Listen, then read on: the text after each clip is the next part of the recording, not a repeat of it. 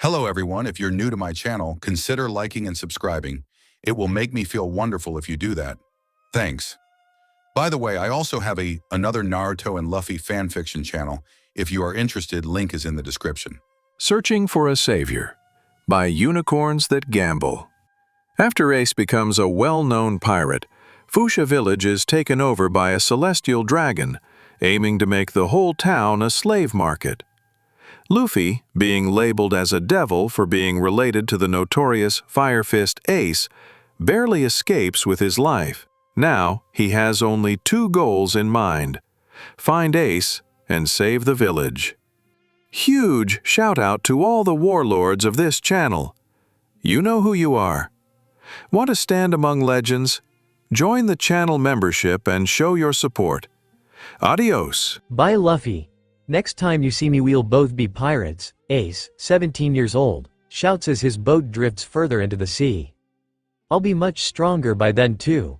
You just wait, I'll beat you, 14-year-old Luffy shouts back, one hand cupping the side of his face and the other waving madly. Bye, Ace. We'll look for you in the newspapers. Don't forget to write, Makino. The mayor and the bandits all wave along with Luffy, shouting their goodbyes until they were but specks in the distance to Ace. Ace stops waving and grips his hat to keep it from blowing off. He gazes fondly at the island he grew up on, taking in its features before he leaves and doesn't see it for a long time. Maybe never again, he thinks to himself. The call to adventure may be so great that he wouldn't ever want to return to the boring clump of dirt full of snotty nobles. The ocean was also a dangerous place, and he could perish at any moment. Ace shakes his head to clear it. He's supposed to be worried about Luffy, not himself. That idiot got into more trouble than it was worth. Are you sure you're alright with me going? Ace, stop being annoying. We promised Sabo we would leave at 17 years old. But what if you get hurt? There's the bandits and Makino. What if you have trouble hunting boars, or you run into the Tiger Lord? I'm stronger now, Ace. But what if, Ace groaned, then walked up to Luffy, pulling him tightly into a hug. He placed his chin on Luffy's head and sighed deeply. I'm sorry, Lou, I'm just a paranoid older brother. Luffy chuckled and hugged Ace back. Don't worry about me. It's time you had fun for yourself. Start the path to your dream and live life with no regrets. Ace kissed the top of his brother's head and squeezed him tighter. Thanks, Lou. Ace keeps watching as the island shrinks more and more into the distance. When the treetops finally disappear from his view, he turns to the horizon and feels the buzz of excitement running through his veins. It was time to start his adventures. Luffy waves until he can't see Ace anymore, a wide grin remaining on his face. As soon as he disappears, Luffy runs into the forest. Luffy, where are you going? Makino asks him. Luffy screeches to a halt, kicking up dust near his feet. To train, of course. I can't let myself be beaten by Ace, he says as if it's completely obvious. Why don't you come with us? The mayor trails off when he notices Luffy already left, crashing through the forest. The mayor sighs and Makino giggles. Come on everyone, let's go celebrate Ace's departure at the party bar. My treat, Makino says happily. The bandits cheer and they all go to drink all night long. 2 weeks later at the party bar, Makino stands behind the counter drying a beer glass. In front of her is the mayor, sipping a cup of coffee instead of an alcoholic beverage. I swear the next time Garp visits, which is in. The mayor looks around Makino to the calendar behind her. 3 months, he's going to have a heart attack. Makino places the cup away into a cupboard and takes another from the sink. Ace-kun and Luffy-kun are only following their dreams, she says. Whoop Slap snorts. Becoming pirates isn't a dream, they'll turn into tyrants. They aren't that different from tyrants now, am I right? She argues with an amused smile. Whoop Slap leans back into the stool and takes a big gulp of his coffee. With Ace gone, Garp is going to put double the amount of training into Luffy. Makino giggles and Whoop Slap stands, digging his hand in his pocket for money. Makino holds a hand up to him. On the house today, Mayor. Whoop Slap thanks her and exits through swinging doors.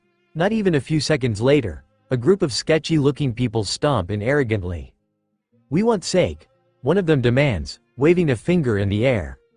Right away, sir. Makino hurries to get their drinks and places them quickly on their table. There is about 5 of them, and they drink in a tight circle talking to each other rather quietly. It strikes Makino as odd from their loud entrance, but she dismisses her suspicions. They were customers. Makino returns to her original position drying glasses but keeps a careful eye on them in case they wanted anything. Suddenly the doors burst open and Luffy stands there in all his glory. "Makino, I need meat," he declares loudly. Makino chuckles and nods to the stool in front of the bar. "Come sit down then." Luffy bounds over to the bar and bounces eagerly in his seat. Luffy stiffens when he feels eyes on his neck. He peers around his shoulder to the men at the far corner of the room.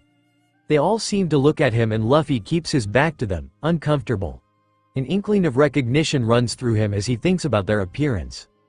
"Is that the kid?" one whispers, but Luffy can hear it clearly in the empty bar.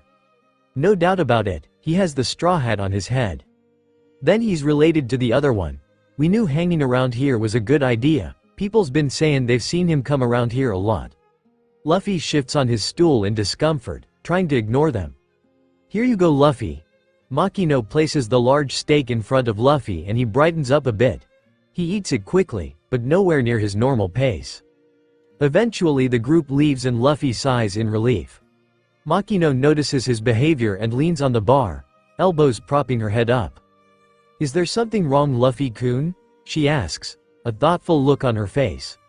Luffy reluctantly meets her gaze then swallows the remainder of his steak. "I think I know who they are. I've seen those people doing dirty jobs for the nobles in Hightown," he says. Makino tilts her head in confusion. "But I thought nobles don't like to associate with, commoners. Even though they're too dirty. That makes them perfect to do the jobs that nobles don't want to do." He shrugs. Makino's mouth goes taut and she takes his plate away to wash. "But what's got you so upset?" Luffy shuffles uncomfortably. "It's not normal for them to come around Fusha village. They usually stay around Lode Town and Gray Terminal." Makino dunks the mugs into the sink and begins scrubbing them. "Well, if what you say is true and they do usually stay in Lode Town, then they shouldn't be coming around anymore." Luffy hesitates, but decides to believe her. With a smile he changes the subject and talks to her about his latest fighting move. In the months that pass, Luffy trains hard despite his brother being gone. In this time, he sees Ace's wanted poster in the newspaper. "No way. Ace joined another pirate crew," Luffy exclaims as he reads his brother joined the Whitebeard Pirates. "Why wouldn't he be a captain?" "I guess Ace must really like them," Luffy laughs. As long as Ace found a nice crew who made him happy, what was there to complain about? On another side of the island up in Hightown, the noble was reading the very same paper Luffy was. He looks at the wanted poster in disgust as he recognizes the smirking face. "So, Goal. D. Rogers' little admirer has finally made his mark on the world." The noble sneers. It was not that hard to identify that the pirate in the paper was the former rodent who scrounged around Hightown. Flashback: Boris turned the corner of the dirty streets in a hurry. He stumbled over the puddled pavement but held his pace, gripping several books to his chest in fear of dropping them. His master was already angry at him for retrieving the wrong books. If he dropped the right ones now he would be severely punished. "Maybe he'll beat me with the pipe this time," Boris thought with a gulp. The sound of boisterous laughter in between nearby shops made him slow down to look. At the back of the alley was a group of gruffly looking men laughing and patting each other on the back. What made Boris's eyes widen was a small child, no older than 10, glaring at them with shaking fists. What startled Boris was the boy's eyes. They were full of darkness and hate that only burned brighter whenever the men spoke. But something about the child was familiar and put his finger on it. "What if Roger had a son?" the child asked quietly. "If Roger had a son, well, he should die of course. Just like his son of a bitch father," one junkie cackled. "Rot in hell is more like it. He would be the biggest sin on this earth." Boris noticed how deadly calm the boy suddenly seemed. "Don't know what whore would make that." The child seemed to snap at that comment and punched the guy in the face. "Hey!" another shouted in protest but soon received a blow to the gut, making him topple to the ground. As the boy progressed in defeating them all, that's when the servant remembered him. He has seen this event play out before, every week in fact. The same boy would ask the same question and receive the same answer which would end up with the same results, someone getting beat up. When the child bolted away from the scene, so did Boris, deciding he took too much time observing. Flashback done. The servant had informed him about that child after Sabo died, remembering the incident when they once saw Portgas in town. Outlook hates that child. And his little companion. It was their fault he lost an heir to his family and caused him massive embarrassment amongst the members of high society. He hates those rats with a passion and always wanted to dispose of them. Outlook even took the time spreading rumors about the devil children around town, in hopes that someone would kill them on sight. However, a recent turn of events has occurred. One of the brats, who he now knows as Portgas d'Ace, has become a well-known pirate away from this island. That would mean no revenge for him. There was the younger one though. He hasn't seen the boy in a while and lost track of him. But recently a small group of bandits had come across him in Fusha village on the edge of the island.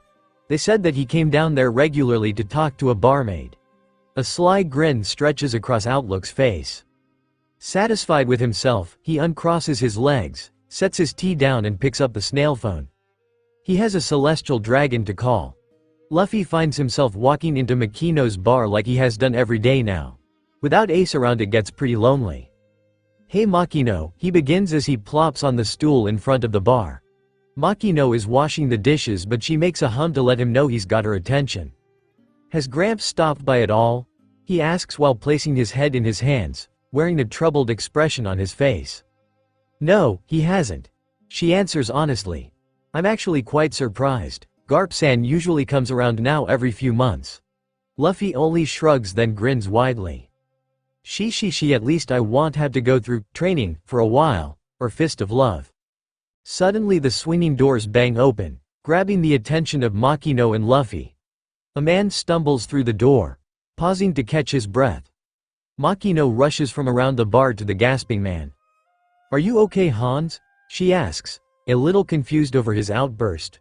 With wide eyes he looks up at them. "The nobles are here. They want everyone outside right now. Apparently they're looking for someone," he bursts.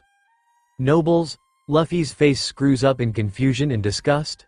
"That's not all, they have a celestial dragon with them." Luffy immediately feels a spark of anger. "Those dragon whatevers are the ones who killed Sabo. I've got to go now, Makino. They said they would kill my family if I didn't spread the word." With that, he scampers out of the bar to the house across the street. Makino peeks from the doorway to get a glimpse of the incoming nobles.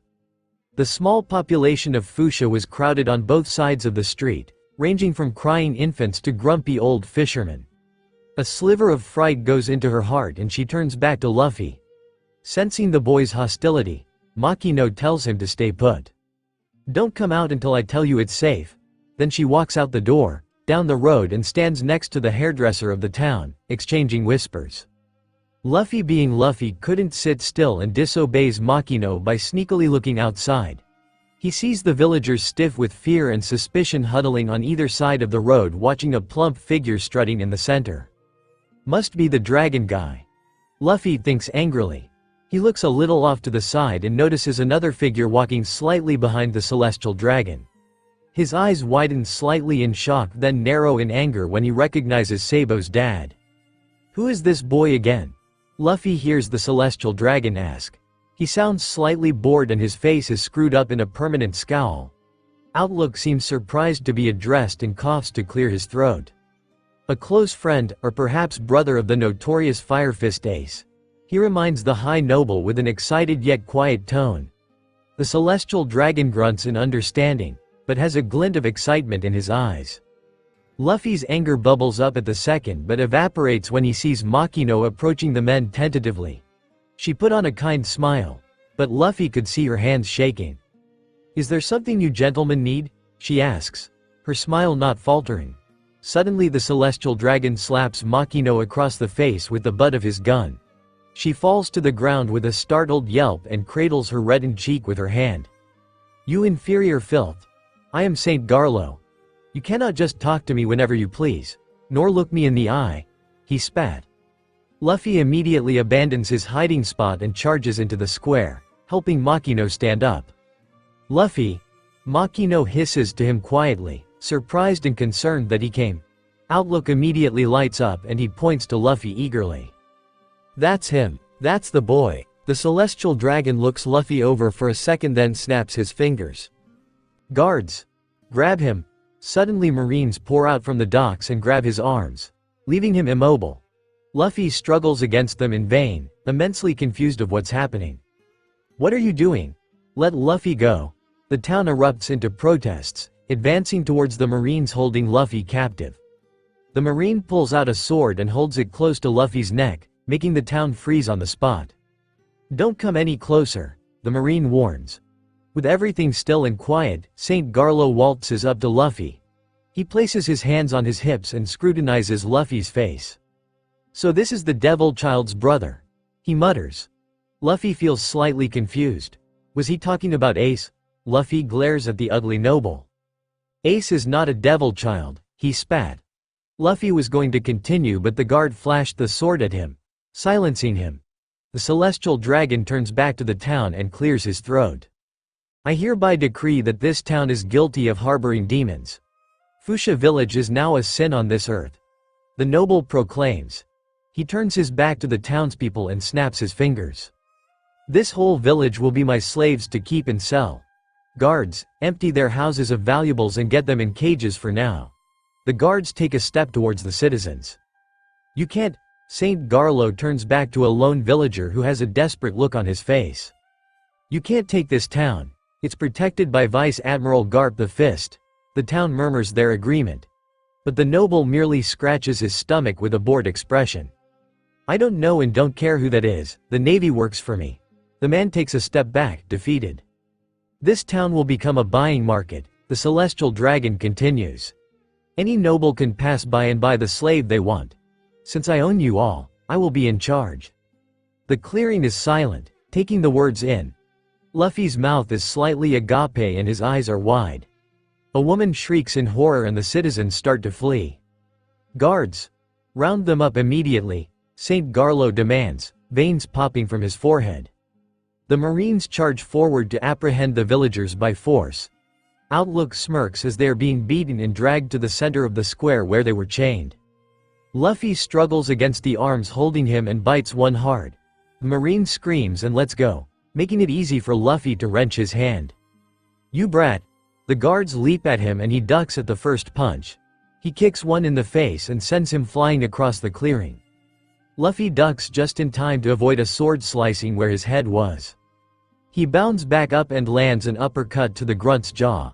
The Marine falls to the ground unconscious and Luffy dusts his hands in satisfaction. I'm not weak, you know, he tells them with mocking disappointment. Luffy looks to the center of the square and sees that most of the villagers have been caught with only a few squabblers. He charges towards them, getting ready to pry the chains off. Stop! Something grabs Luffy's ankle and he face plants on the dirt. He tries to push up on his elbows, but to his surprise more and more weight was being added to his back. If it weren't for his devil fruit he would have suffocated. When a hand lands in front of his face he realizes the Marines were dog-piling him. Get off of him! Makino shouts from the group in the center. Several more protests and yells of concern were sent until they yank him from under the pile. As soon as he snaps back into his original form, something clamps on his wrist and immediately drains his energy. Luffy couldn't find the strength to fight back as they tossed him to Makino. Luffy-kun, are you okay? She asks, concerned. Makino looks like she's about to cry. He nods weakly in response. Luffy turns his attention to his new shackle and tries to pry it off, but as soon as he grips it he feels his strength deplete significantly. Luffy feebly looks around and notices they're all huddled like cattle. The Marines are surrounding them at gunpoint, preventing them from escaping along with the chains that bound most of them. Just behind the Marines stood Outlook, scanning the area. There is also a lot of these rats in and around Grade Terminal who can be put into the collection. He suggests to the Celestial Dragon. Luffy's stomach falls. The bandits are out there. The High Noble waves his hand and grunts in acknowledgement. He walks to the forest with several guards. Outlook smirks evilly at Luffy as he follows behind. Suddenly the guards grab his arms and he is wrenched out of the crowd. Since the bracelet is sapping his strength he can't put up much of a fight. Luffy could only kick weakly as they drag him away. He looks to the citizens and sees they are being treated in a similar manner. One guard picks Makino up roughly and begins dragging her. Leave Makino alone. He is cut off as they toss him in what appears to be a giant cage that already holds a good amount of people. The Marines shove a few more citizens in it and close the door when Makino is pushed in. Luffy, she quickly wades through the crowd and hugs Luffy tightly to her chest.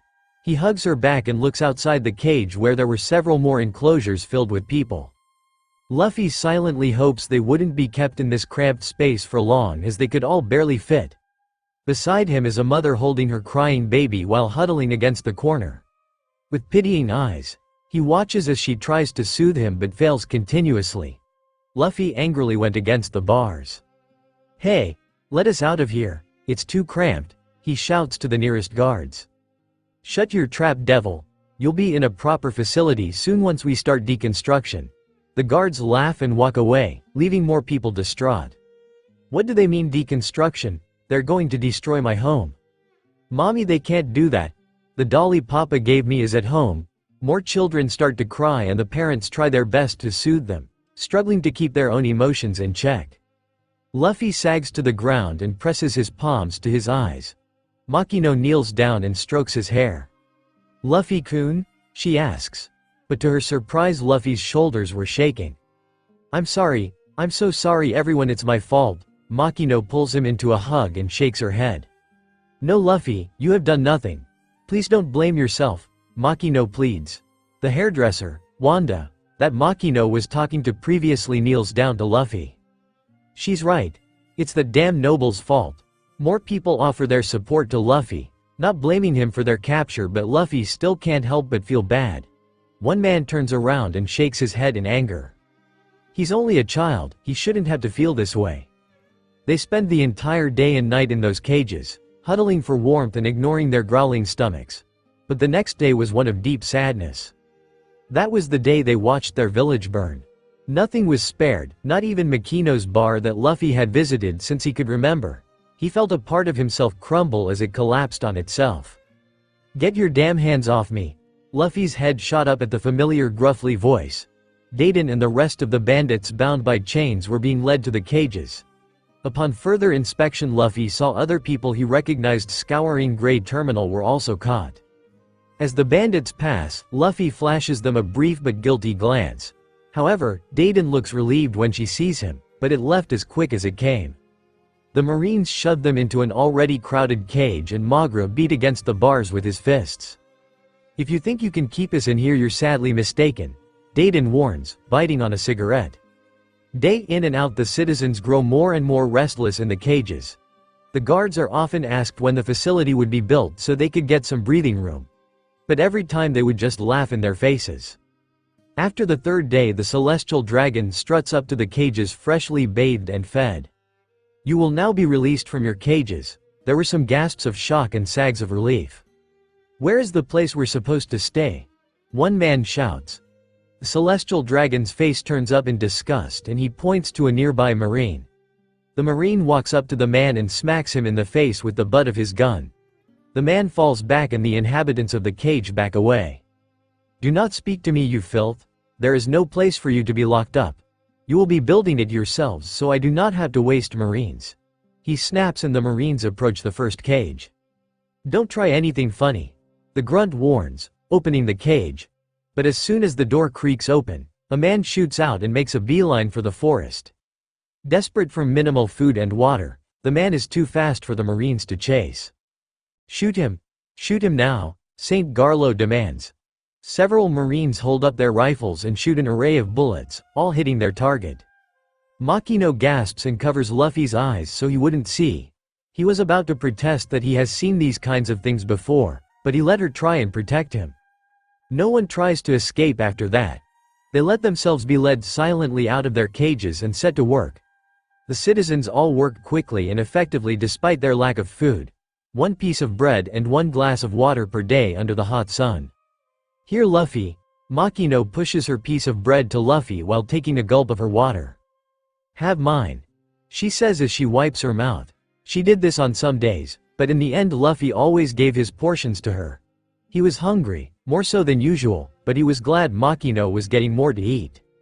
They would get beat if they worked too slow or did something wrong.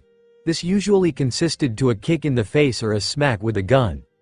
No breaks were given, even for the mothers who had to work with babies strapped to their chests. And it wasn't just the Marines who beat the newly made slaves. The celestial dragon would look upon their progress and deal blows when he saw somebody slacking off. At some point or another, people started to rebel, destroying parts of the complex or outright attacking the Marines. However, those who rebelled were taken and never returned, so everyone kept their intense hatred a secret. You get treated extra special today, devil brat. The Marine socks Luffy in the gut, making him bend forward and wheeze painfully. He was tied to a pole with his arms spread to both sides. You don't like that? Well, have some more then? The Marine launches another and another and another punch at Luffy, and eventually his allies come to assist in the beating. He tries to hold in the tears and screams of pain, but it was really difficult. Even though he was at the brink of unconsciousness, he could see the sympathetic looks of the townspeople as they walked by. They want to help, but know very well that as soon as they opened their mouths, a bullet would be there faster than the speed of light. Luffy closes one eye as a punch hits him particularly hard in the abdomen. That's when he sees Makino looking at him straight on with an enraged expression. Abandoning her work, she starts striding towards him with the intention of freeing Luffy. Alarm courses through him and he hisses loudly at Makino. The Marines mistake it for pain and laugh mockingly. Makino stops and they meet eyes in a silent mental battle. Luffy's eyes urge her to turn away and not get shot in the face. But she can't take seeing this anymore.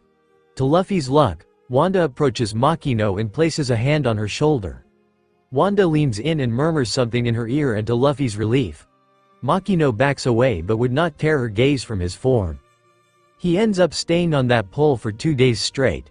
Worse than the regular, which only lasts a few hours with minimal provisions. When the 2 days were up, they let him down and ordered him to return to work. Luffy, come here.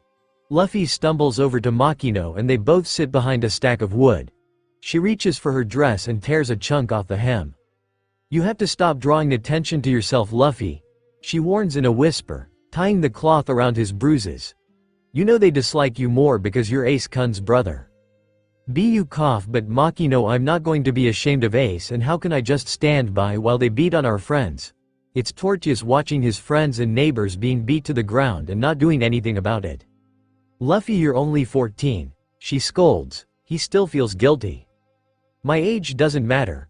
I'll kick all their asses as long as it saves someone else a beating. Makino just sighs and tends to his wounds, frequently glancing around to spot any guards. She finishes wrapping and helps him up to a standing position. Let's go organize those boards, it will cause you less strain. Makino leads Luffy to their station and they set to work. I promise, Makino, she looks at Luffy curiously. I'll get us out of here so we can be free again. So don't worry about me. He turns to her and grins widely, the first smile she's seen since they became slaves. Makino smiles and kisses the top of his head. Thank you, Luffy. After long grueling weeks, the prison was built and all the slaves were hooked up to chains in the cells. Each cell held around 6 people and it was rather small with minimal walking space. It didn't take long for nobles to come strolling in from Hightown to select a slave or two for their collection. It was a sad scene when one of their own was dragged away to a guaranteed horrible life. At least one other person would break down into sobs about how they were a husband, sister, or father. Luffy would cling to Makino at those times, trying to keep her away from the men who would potentially buy her. She wouldn't say anything. Makino only stroked his hair and pulled him close. Luffy almost jumps through the bars and bites the ugly, disgusting man who wouldn't stop looking at Makino like she was a piece of meat. Makino shuffles uncomfortably under the gaze and Luffy continues to glare. Suddenly, an idea springs to mind and Luffy leans over to whisper into Makino's ear. Her face screws up in confusion as he speaks. Make an ugly face. She breaks away and looks at him weird. Just trust me. Then Luffy turns his face into the weirdest thing Makino's ever seen in her life. Glancing at the noble, she sees how he looks at Luffy in disgust and understands. Makino complies with Luffy's request and makes herself look as unspeakingly ugly as possible. Luckily, the noble seems to quickly change his mind about his selection and walks away with a snort, muttering about mental ones. As soon as he was gone, they both sighed, then start to giggle. At least they didn't have to worry about being bought. You're supposed to be a Marine, ain't ya? Then why are you hurting the public? It was late at night and the slaves were settling down to get some rest after another painful day. That was until one of the men snaps and starts berating the guards. Everyone is awake and stare wide-eyed at the one who can't handle it any longer. You good-for-nothing son of a bitch, what kind of hero are you? If I get out of here I'll make sure to burn the marine base to the ground. He sneers to the guard now standing in front of his cage. Tanner, stop it. Someone hisses behind him. Yeah, do you have a death wish? Another whispers furiously. But Tanner gives no indication that he hears them. Unfortunately, he should have listened because the marine shoots him on the spot with a bullet right through the head. Somebody screams as the body falls with a sickening thud. With blood pooling everywhere, it was expected that the guard take the man away, but he merely leaves the body there and walks on. The people sharing the bloody cell scramble back to avoid the new corpse. We need to escape. This is no place for my baby, shouts a skinny woman cradling her still child. Mumbles and shouts of agreement ripple through the men and women. How the hell are we gonna do that? Luffy recognizes Dayton's now scratchy voice. Everyone breaks into murmurs with their cellmates. Maybe Luffy can squeeze through the bars with his powers and free us, one man suggests. The room goes quiet and everyone save Makino all look at him questioningly. Luffy's head shrinks down in shame. I can't. They put this weird bracelet on me that makes my powers disappear. I'm sorry everyone. An old man with a scraggly beard in the cell in front of Luffy stands. It's alright boy, it was merely a suggestion.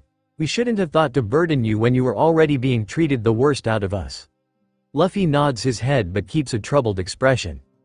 So what are we going to do now? He asks. Makino places a comforting hand on his head. If someone could make a distraction then we could knock a guard out from the back and steal his keys. A skinny woman suggests. The man beside her nods his head eagerly. Then we can riot and head towards Low Town to hide. Maybe around Grey Terminal if there's good enough hiding spots. A teenage boy, no older than 17 speaks up. Who can still fight? He asks. We're all pretty weak after this. Are we enough to take down fully trained Marines? Silence stretches out before them. Luffy was about to speak up when Dayton snorts. Of course I can fight, what do you take us bandits for? The rest of the bandits cheer in agreement. A man around 40 years old stands up. I carry 70-pound sacks of flour every day. I think a few skimpy Marines wouldn't be a problem. He cracks his knuckles ominously. More volunteers pile up, and with that they have enough for a riot. The next day after their regular work shift, the slaves are all being led to their respective cells in heavy silence.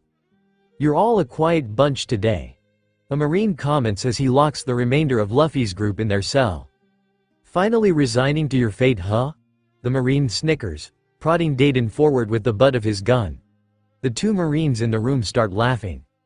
Suddenly Dayton halts and blocks the path down the hallway. The Marine taps her with the gun, none too pleased. What are you doing, you slave? Get moving. He shouts at her, but she stays rooted to the spot with her back to him. He didn't give you orders to stop. Have you got brain damage? The other Marine turns his attention from his previous spot to Dayton. The slaves waiting behind Dayton and the guards exchange looks, realizing their opening. With them distracted, the muscular slave from before smacks EAD with a heavy pipe. They drop to the ground with a thud out cold. Get the keys. A slave behind bars shouts. The burly slave scoops up the keys and runs from door to door freeing the captives. Thank you. Thank you. A woman with 2 children in hand bows in gratitude when her cage is opened.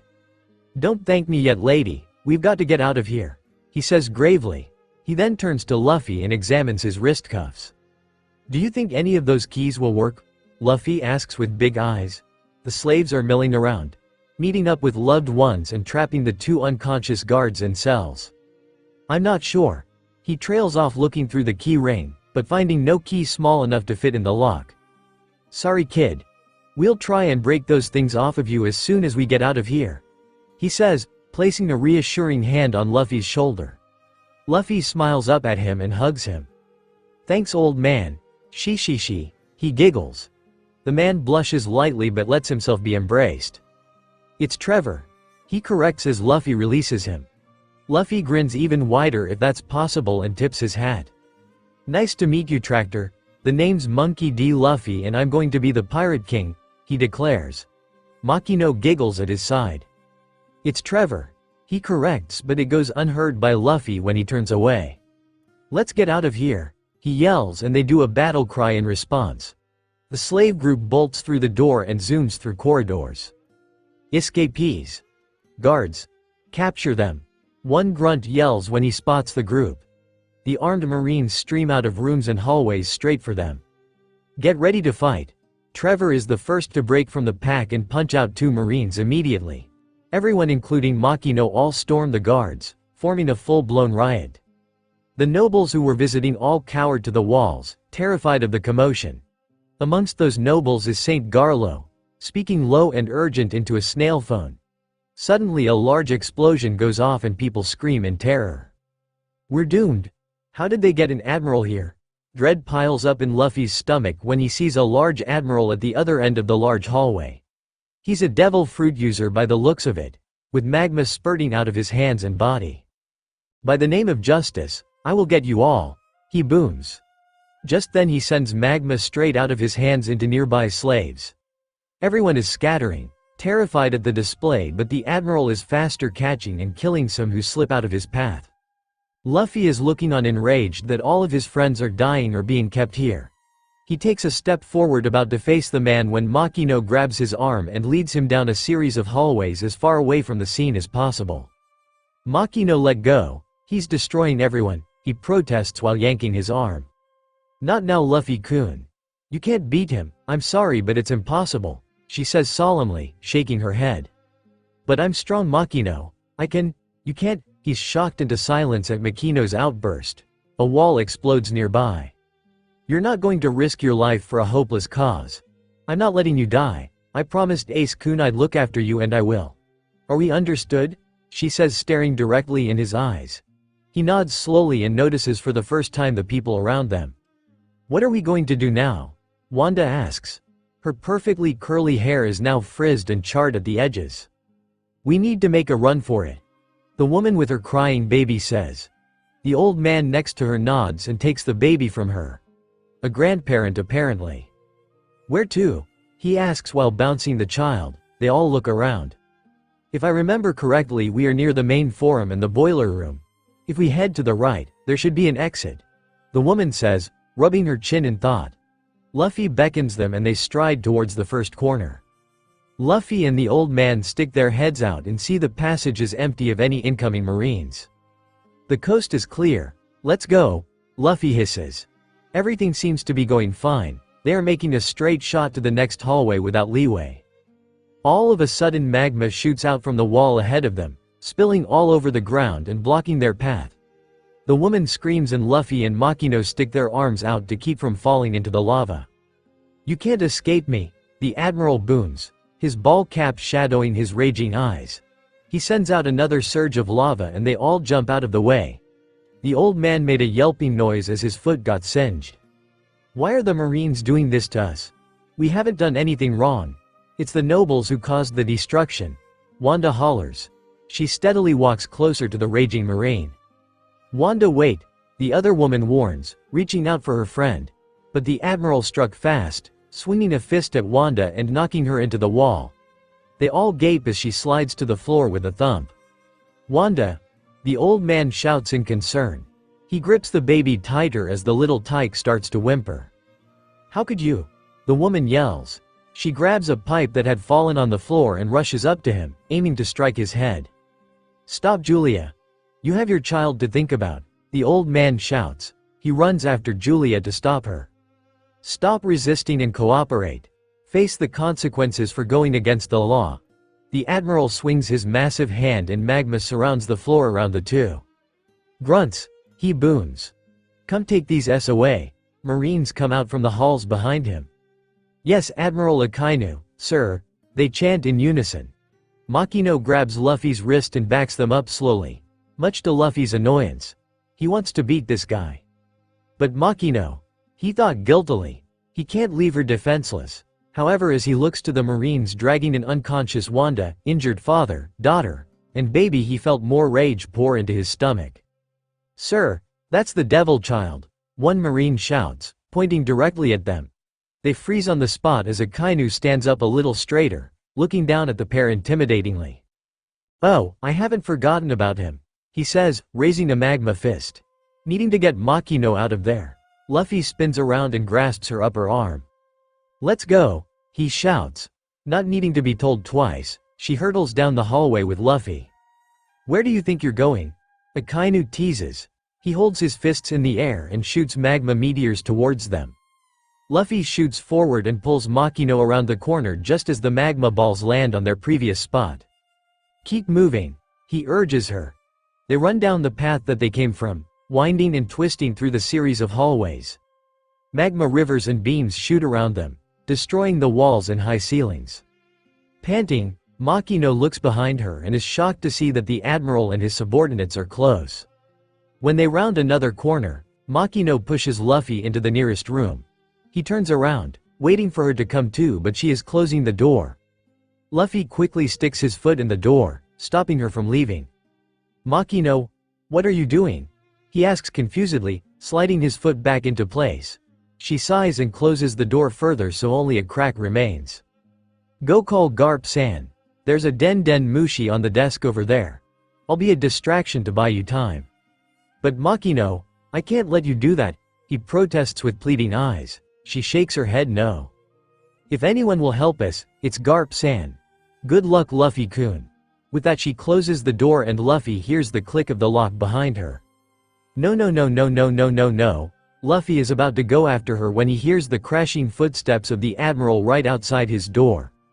Luffy stiffens as the footsteps stop.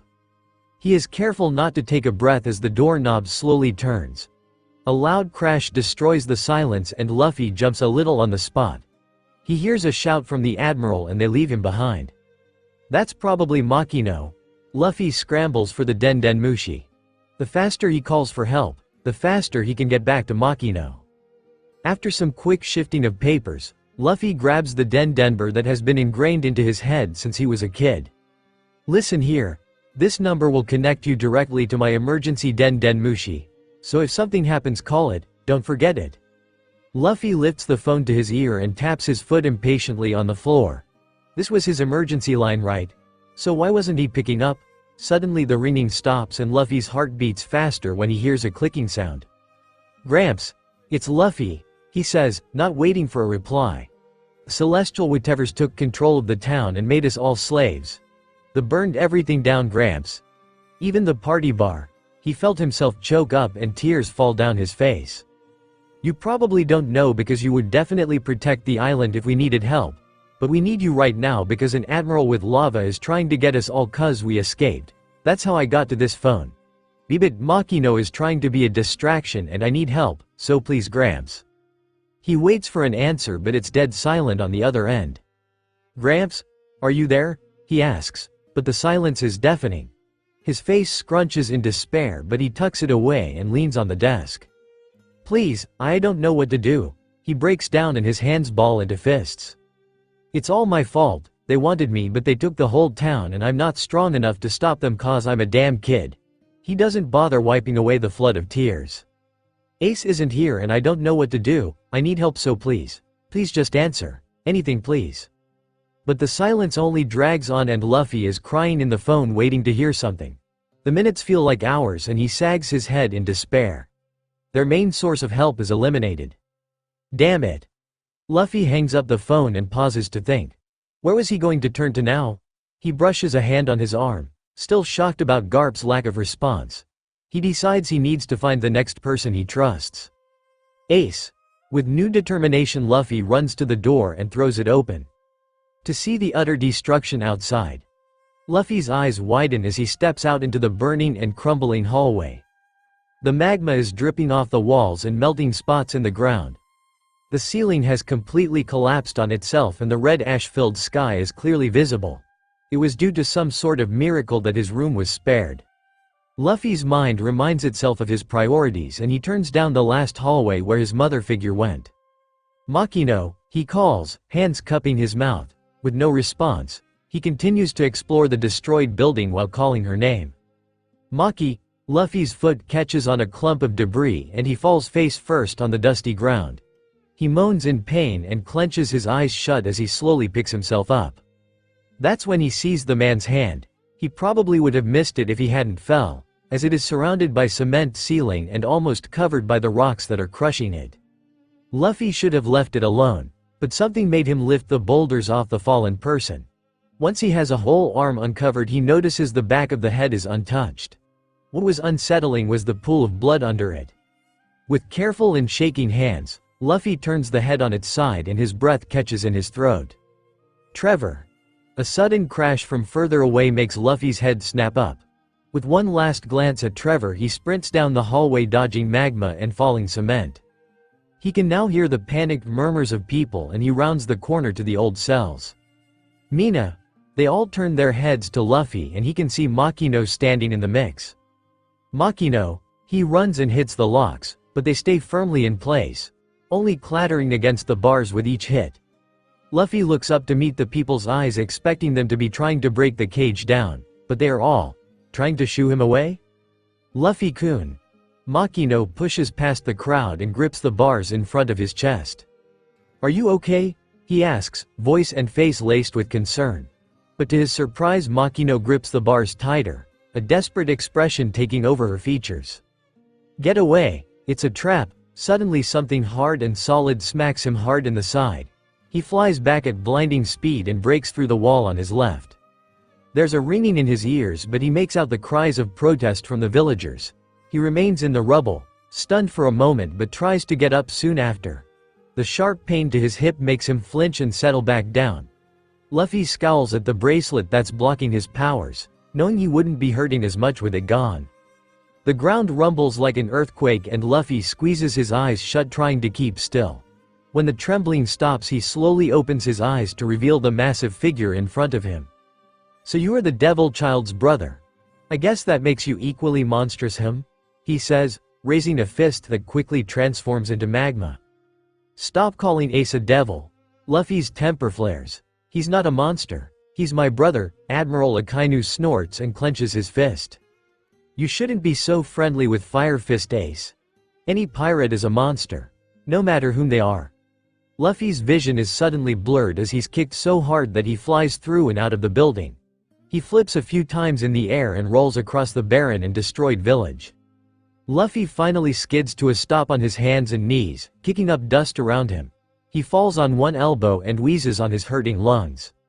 I need to find Ace. He thinks absently, wobbling to a standing position. Luffy thinks of the trapped citizens and decides if he was going to help them, he has to take matters into his own hands. Suddenly magma and debris explode from where he flew through the wall. Admiral Akainu steps through the newly made space and walks towards him at a leisurely pace. Luffy spins around and runs into the forest to get away. I'll give you a small head start, rat, but it won't help you much, he says semi-amusedly. Meanwhile, Luffy scrambles through the trees and debris to find a way out of this chase. The Admiral is far behind and Luffy can't see him anymore, but the crunching of his massive feet lets Luffy know he's still there. A shot of magma has Luffy veering to the side and into a tree. He spins around and is shocked to see dozens of magma bullets speeding towards him. He dodges a few, then scrambles through the forest again, trying to avoid his incoming death. You can't hide anymore. Expose yourself and let me purge you from this earth. Akainu's voice reverberates through the forest just as Luffy reaches a cliff overlooking the coast. Just then, a particularly large magma bullet speeds through his arm. He screams in anguish and stumbles forward to the ledge. The footsteps getting closer is the only thing that keeps Luffy going, and he bites his lip to keep out the moans of pain. He manages to stumble into nearby bushes and collapse in the undergrowth. The Admiral walks out of the forest on the side opposite of him, and Luffy keeps silent as he walks forward. I heard your screams. I know you're here, he says into the air, and Luffy tenses, gripping his heavily bleeding shoulder. Akainu steps slowly to the edge of the cliff. Luffy can't see what he's looking at, but he assumes it's just his blood, judging by the large red splotch staining the grass. The Admiral takes a few more steps forward until he's leaning over the edge. So it seems you fell. A fitting death for S. He sneers. To Luffy's surprise, he leans over to collect something off the ground. He picks it up and with a glance down, Luffy's breath stops altogether. Admiral Akainu walks off and takes Luffy's dismembered arm with him. Luffy barely registers that it's his arm that the Admiral is carrying and only stares at his stump in shock. With weak legs and a weak mind, he forces himself to a standing position. After wavering dangerously to the side, he gets a hold of himself and numbly climbs down the ledge to the beach. Step by agonizing step he walks around the beach until he's spotting up on the sand. Luffy drags his legs to the floating device and is barely able to push it into the water. He quickly jumps on the boat with a groan and rips off part of his shirt, tying it around his bleeding shoulder. Exhausted and extremely lightheaded, he lays down on his back preparing for his death. Tears run down Luffy's face and he cries to the world as the flames sprout from his home and into the sky. Wanda shrieks in horror as the arm is dropped in front of her and the rest of her cellmates. She reaches blindly for Makino and buries her face in her shoulder. "Is T that?" Magra stutters, eyes blown wide, and Makino cries in horror. "That is what he deserves for being the brother of Fire Fist Ace. Pure monster through and through." Akainu states calmly, eyes unblinking. But to his surprise, they all stand and radiate pure anger at him. "What is wrong with you? What is wrong with this system?" one person shouts, tears streaming down their face. "Who cares who he's related to? What a pirate has done doesn't mean that he bears the same sins. You killed an innocent boy. Luffy was the sweetest kid." The Admiral looks on in curiosity, but if he felt any guilt he didn't show it.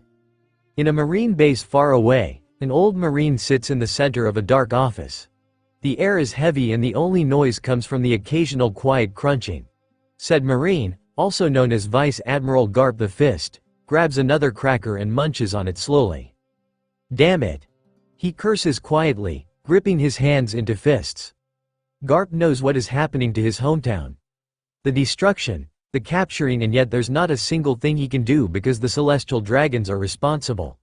It's at times like these where he really hates who the Marines serve. He continues to lament when a call on his emergency Den Mushi interrupts his thoughts. He knows who this is. This phone was made specifically for them. He places it delicately in front of him, then lets it ring. A bit reluctantly, he answers and immediately there's a reply. "Gramps, it's Luffy." All his instincts are to reply, but he keeps his mouth shut. "The celestial whatevers took control of the town and made us all slaves. They burned everything down, Gramps. Even the party bar." The sadness in his voice almost makes Garp choke up. "And I need help, so please, Gramps." He can't talk to him. What would he say? That this is justice. "Gramps, are you there?" Garp can hear the disappointment in his voice. It's silence after that, only small scuffling, and he thinks Luffy is trying to get his bearings. "Please, I don't know what to do. It's all my fault. They wanted me but they took the whole town and I'm not strong enough to stop them cause I'm a damn kid." Garp can hear the tears at this point. "Ace isn't here and I don't know what to do. I need help, so please. Please just answer. Anything, please." The silence is now echoing with silent sobs from the snail phone. It's utterly heartbreaking and Garp is biting his lip, tears streaming down his face. "Damn it." After the soft curse the call ends and Garp hangs his head low. "Luffy, Ace. I'm so sorry." He apologizes to thin air, knowing he can't face his grandsons anymore. When Luffy blinks his eyes open to a blinding light. He certainly wasn't expecting to hear seagulls cawing in the background. Luffy flicks his eyes around uncertainly, but the crashing waves against wood make him realize he's on a boat. Feeling weak, he turns his head to the side from his laying position, hoping to lessen the sun's intensity. Luffy glances down at his stump and is surprised to see bandages all over it. Who did this? He wonders. Whoever it was, they probably saved his life. A quick look to his other arm makes him sigh. The energy-sapping cuff is still on his wrist. "Oh right, I'm still on the boat I left on." Luffy thinks dazedly. He observes the blood-caked boat in confusion. How could someone treat him in the middle of the ocean? "So I drifted to an island then. Wait, did I not leave Dawn Island?" Ignoring the pain, he shoots up to a sitting position and looks around the island in a panic. He sighs in relief when he realizes this island is different. This isn't it. I must have drifted a while then. Thank Oda.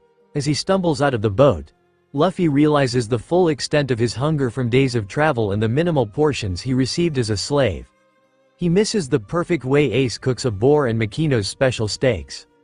Suddenly Luffy throws his good hand on top of his head. A relieved sigh escapes his lips when he feels the comforting crunchy straw of his hat. A grumbling in his stomach makes him groan. The only thing on his mind is food. When is it not? As he walks along the beach clutching his arm. The blood is already soaking through the bandages and is lightly staining his hand. After trudging in the hot sun for an hour, he sees a shabby-looking town in the distance. Palm trees and heavy forest surround it, making the buildings seem darker. Their port is the only thing that looks fine quality, with the vast amount of ships and the many bustling merchants. "Hey brat." Used to being addressed by the nickname, Luffy instinctively turns his head only to be met with broad chests and blades. Wide-eyed he looks up and meets the stare of three rather intimidating men with cruel grins. They chuckle mockingly and Luffy gulps. "What you doing, kid?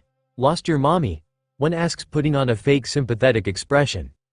"You know, shorty, we'll take you home if your parents give us a little compensation," another with a scruffy beard offers, rotten breath wafting on Luffy's face. Coughing loudly, Luffy scrunches his face in disgust and waves a hand in front of his nose. "Use a toothbrush, ugly Osan, you reek," Luffy says disdainfully. The scruffy bandit grits his teeth and points the sword to Luffy's neck. "You little shit. Do you not know who you're talking to?" he threatens. The others step a little closer to Luffy. "Let's get to the chase. Give us your money, kid, or we will kill you right here," the one with a bandana says, flicking a tongue over his teeth. Luffy wants no more than to beat these bastards into oblivion and to show them that even though he's a kid he can pack one hell of a punch. Unfortunately, he has his arm to think about, and his stupid shackle. Along with the loss of blood weakening him, he doesn't have his gum powers to soften their blows. So all in all, he can't fight. "I don't have any money," he informs them, slowly shying away. But the bandits don't let him take another step and surround him in a tight circle. "Your parents are bound to have some then, and I think for your best interest you hand over the cash," the scruffy one says menacingly. "Yeah," the first one joins in. "Especially with your," he nods to Luffy's stump, "handicap." On a split-second decision, Luffy ducks through the bandana-wearing bandit's legs and makes a break for the town. Just as he gets a few steps in, his foot trips on a rock and he falls on his stomach. Crap! He flips around to a sitting position, but they are already standing above him with their long shadows casting down on his small figure ominously. "Oi, is that a sea stone bracelet?" the scruffy one asks his companions. "That's right, I think it is. You must be one of those rare devil fruit users. Say boys, if this kid is a runaway slave we can get a hefty reward if we return him," the scruffy bandit suggests, rubbing his chin in thought. That was all Luffy needed to hear, and he takes off running faster than ever before. "Oi, where do you think you're going?" The bandits chase behind him, but quickly get lost in the thick forest Luffy ran into. "Where'd he go? He's too far in the woods to catch now. Let's find easier prey." Luffy can still hear the bandits' voices, so he runs faster, crashing through the undergrowth without stopping. After running for what feels like hours, Luffy stops in a sunlit clearing, looking around for any signs of danger. "Looks like they left me alone." Deeming it safe, Luffy sinks against a tree trying to catch his breath. He's utterly exhausted from hunger and blood loss, so he takes a while to recuperate. Even when his breathing returns to normal, he can't think straight with his stomach on empty. "I need to hunt," he decides. Slowly but surely, he pushes himself up and looks around for a weapon. "Aha!" Luffy says triumphantly. He trots over to a bush that has shed all its leaves. The branches are long and pointy, perfect for stabbing prey. With a sharp tug, Luffy pulls a branch off the shrub and stumbles a little at the momentum. He brings the pointy end up to his face and examines it. "Seems okay," he mumbles as his childish face scrutinizes the weapon. Now for the food. He grips the branch much like he would his pipe and walks further into the forest. Suddenly a small growling noise catches his attention and he gets into a defensive stance, ready to fend off the beast. The noise returns, louder this time, and Luffy twists his head looking for the creature, but it's nowhere in sight. Where the hell is it? The rustling of bushes to his right makes Luffy stiffen. He braces himself for a boar, tiger, bear, and rabbit? The small creature hops out from the undergrowth into the clearing to nibble on a fresh patch of grass. Luffy scolds himself for being so worked up over such a tiny thing when he hears the growling again. A light blush spreads over his cheeks. Oops, that ferocious beast was my stomach. But Luffy can't contain the drool that pools around his mouth as he looks at the small mammal. It's small, but it'll do. Sticking his tongue out in concentration, he tiptoes towards the rabbit. Careful not to make any noise, he raises his spear in preparation to strike. Gotcha! Luffy thinks his aim is spot on, but the stick lands on the space right next to the rabbit. Alert to the danger, the rabbit escapes into the bushes at a furious pace. Damn it! He shouts out loud. Why is his aim off? He usually hunts with ease. Getting frustrated, Luffy approaches the nearest tree and concentrates on a specific point. Come on! He drives the stick forward, but it in fact misses the tree completely. With another angry growl, Luffy attacks the tree again and again, but unfortunately can't get a single clean hit. Is it because my arm is gone? He glares at his stump and grits his teeth. Great, one more thing he can't do. Tossing the stick into some nearby bushes, Luffy walks in the direction of where he thinks the town is. I ran from that direction, so it must be over. Here, he perks up slightly when he sees the brick wall of a building a little way in front of him. The thought of food being close by makes Luffy speed up his pace, and soon enough he's in an alleyway, peeking at the town. The state of the village is as shabby on the inside as it looks from the outside. Everything seems to be gray and all of the people look harsh and cruel. Not wanting to encounter them, Luffy remains where he is and looks at the line of stalls set up along the road. The products are full of variety, ranging from sakes of the East Blue to silks from the North Blue. Hey mommy, why does he have one arm? Luffy's gaze shifts to a little girl with one hand pulling on the other pointing at Luffy. The mother flicks her scornful eyes to Luffy, then back to her child. I don't know honey, but I hope he goes back to wherever he came from. The mother grabs her child's hand and pulls her along the street without a second glance. A troubled expression takes over Luffy's features and he lifts his stump half-heartedly. Is he really that different? Scanning the booths in front of him, Luffy sees a black cloak with a hood hanging off the side. I need that. This arm makes me too noticeable, he thinks, frustrated. Luffy waits until the vendor isn't looking, then snatches the cloak off the rack. He quickly runs back to the forest, not risking a fight. Taking a moment to straighten out the fabric, Luffy slips the cloak on and silently thanks whatever deity that tied the neck ribbon beforehand. He looks down to examine his appearance. The cloak covers his whole upper body and torso all the way down until just above his knee. Luffy pushes his straw hat under the cloak and pulls the hood up a bit so the straw hat is carefully hidden around his neck. If I walk out like this, the vendor guy will know I stole it.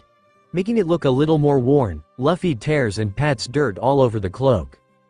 Deeming himself ready to go into town, he walks far away from the vendor he stole from and enters the main street from an alley further down.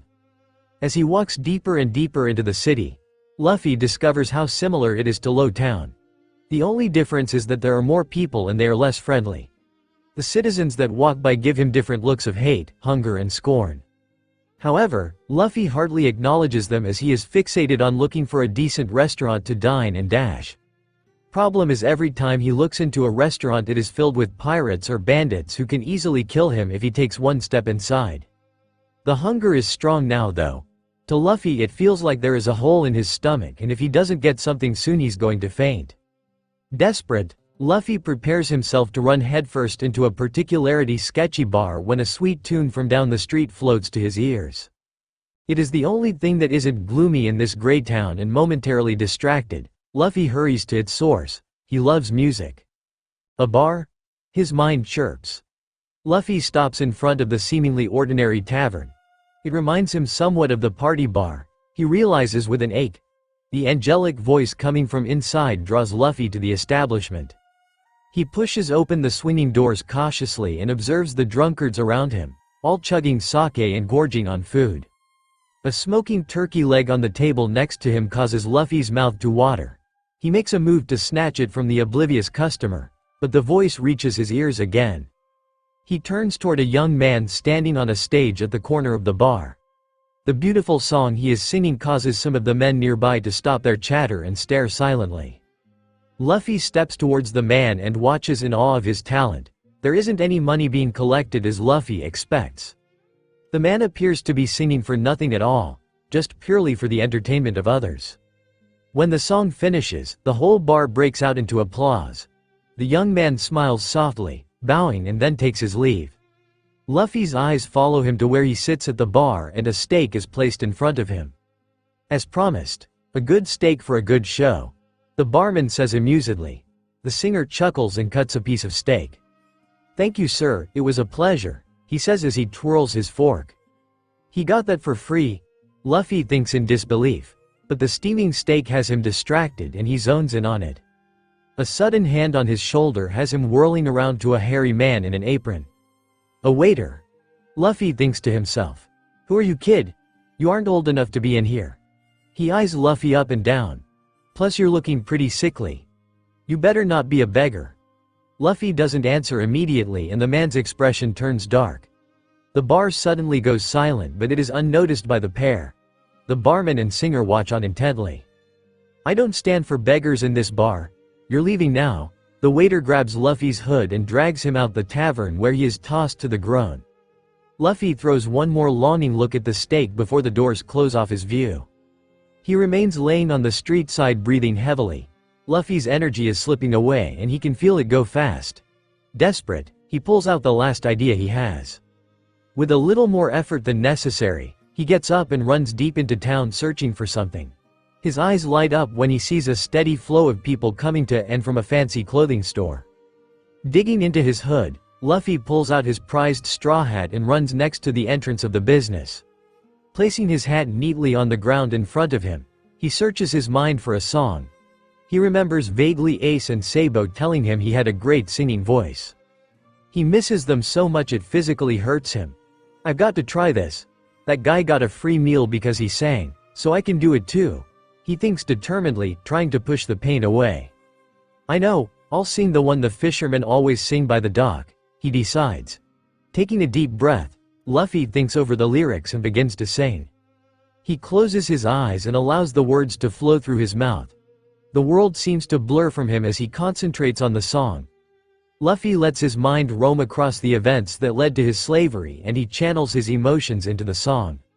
He finishes the song on a low note and slowly opens his eyes to see a single man across the street slowly applauding him.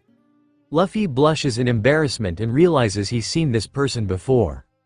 It's the singer guy from the bar.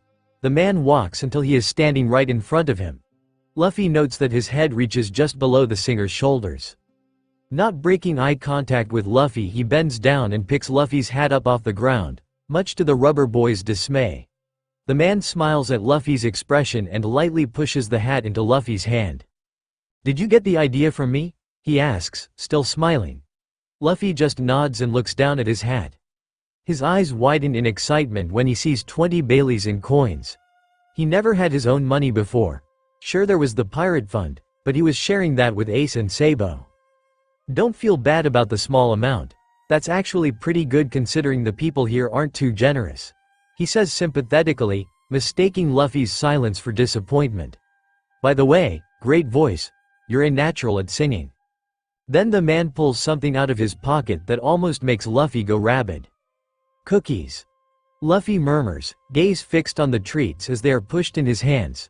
Quickly remembering his manner lessons, Luffy bows deeply. "Thank you so much," he says gratefully. Luffy stands up straight and bounces up and down in excitement. The singer chuckles amusedly, then notices Luffy's arm under the cloak. "You have no arm." Luffy gasps and wraps the cloak closed with his good hand. He stares at the man intently, daring him to make a move. But the man surprises Luffy by reaching into his back pocket searching for something. "How old are you, kid?" he asks. Relaxing slightly, Luffy loosens his grip on the cloak. 14. Really? He looks younger cause he's kinda short. Plus he looks a little gauntly and ill. The singer makes a sound of satisfaction when he feels something in his pocket. He pulls out a couple of bills and places it in Luffy's hat. "How much is that?" Luffy asks, bewildered. 50 Baileys on the nose. That should be enough to get some food and medicine for yourself. Luffy gasps and shakes his head. "But you need this money too, right? That's why you sing, to get food and stuff. You need it more than me, kid. The man sighs at Luffy's semi-confused look. That arm isn't looking too good and neither do you. I can always earn it easily. Plus, I'm not as poor as you think, he says with a wink. Luffy glances him that are giving them glares for hanging around a fancy shop. Why would someone from this town help me? He asks the man. Chuckling, the singer turns his back to Luffy. As singers got to stick together. Luffy shakes his head and grins widely. I'm not a singer, I'm going to be a pirate. The man only laughs harder as he walks away into the foggy street. Wait, Luffy yells. What's your name? Not pausing, the man raises his hand in farewell. Luffy notices some sort of symbol tattooed on his arm. You can call me, what? Luffy asks again, not hearing the name, but he's already gone. Oh well. Luffy shrugs. Suddenly, his head gets dizzy and spots are dancing around in his vision. So hungry. He thinks weakly. Ducking into the alleyway behind him, he sinks against the wall and pulls the packaging off the cookies with his teeth. Luffy doesn't waste any time gorging into the cookies. It feels like forever. Tears trail down his face as he munches on the treats. It is his first meal in a long time. He leaves no time to savor and eats only to null the pain in his stomach. When he finishes, he wipes the tears from his eyes and licks his fingers of crumbs. I need to eat more first, then go see a doctor, I think. That guy said I should. Luffy resolves, licking the final finger clean. With that he shoves all his money in his disheveled pocket and tucks his straw hat back in his hood. Stealthily walking out of the alleyway and down the street, Luffy comes upon a restaurant far from the one he tried to steal from. This one seems okay. He pushes the door open to the tavern and the smell of alcohol invades his nostrils. Holding in a cough at the intense odor, he looks around for an empty table. Aha! Luffy exclaims mentally when he finds one. Dodging and ducking the boisterous customers, he makes his way to the far corner of the bar where there is a solitary table. Luffy plops down in the creaky wooden seat and places his hand on a table. As he waits for service, his gaze travels around the room and takes in all the activity. Pirates and working men alike are all drinking to their heart's content. The waitresses are scampering around like mice with trays balanced in their arms, rushing to give them their orders. Luffy feels a frown crawl on his face. He wants to get Fusha village back to the way it was, so they can have fun like this. But how does he find Ace? Luffy looks up to a waitress reluctantly approaching him. Her head is turned to the side and she's gripping her tray to her stomach. Well, look, I've never done this before, but it's clear you're not going to pay for your meal. And my boss says beggars aren't allowed here. So, just go back to your parents or something, she says uncomfortably. Scrunching his face in focus, Luffy sticks his hand in his pocket and lights up when he pulls the cash out. Actually, I do have money, miss, he says proudly. Taken aback, she coughs and fumbles for her notepad. Okay then, what will you have? She asks hesitantly, still suspicious. I'll have the biggest piece of meat you have, Luffy says while drooling a waterfall. That would be the steak. I'll be right back with your order. A few short minutes later, a steaming steak is placed in front of Luffy. Thank you for the meal, he says appreciatively. Not wasting another second, he hounds on the steak, surprising a few passers-by. Oomph! A sudden turn in his stomach makes him stop eating. The nausea comes full force and he clutches his stomach in fear of throwing up. What? Why would food make me sick? Food is never bad, Luffy argues mentally. So when the sickness fades away, he takes an experimental taste to see if the pain returns. Relieved he still feels alright. He eats his steak slowly, much to his annoyance, so he can keep it down. To be honest with himself, the meat was a little rich compared to what he's eaten for a while. When he finishes, he feels satisfied and warm inside. Luffy sees his waitress and hails her down with his good arm. She walks stiffly towards him and smiles forcibly. Did you enjoy your meal, sir? She asks stiffly. Oblivious to her uneasiness, he nods his head enthusiastically. You bet. Oh, waitress lady, can I get some bread to go? Of course, just give me a moment. She walks away to the kitchen. Luffy figures if he got some food for later, it'll come in handy when he gets hungry again. And he will get hungry again. Here you go. Luffy takes the pouch of bread from her hand and tucks it away in his other pocket. How much is everything? Luffy asks. He should have known that before he ate. The waitress thinks, disgruntled. 30 Baileys, she says curtly, keeping her real emotions inside. Luffy fumbles around the bills until he comes up with the amount. Here you go, miss. Bye. He grins widely and waves to her until he exits the restaurant. She merely brings a hand up in farewell and watches him leave. Luffy steps out into the summer air feeling a little better, but now that the pain in his stomach is gone, the harsh pain of his shoulder is more noticeable. In a quick check, he realizes there is blood soaking the side of his shirt and staining his chest. Luffy inspects the bandage, which is now completely red with blood, and hides it under the cloak. I hope I see that mystery doctor again. He'll know what to do about my arm.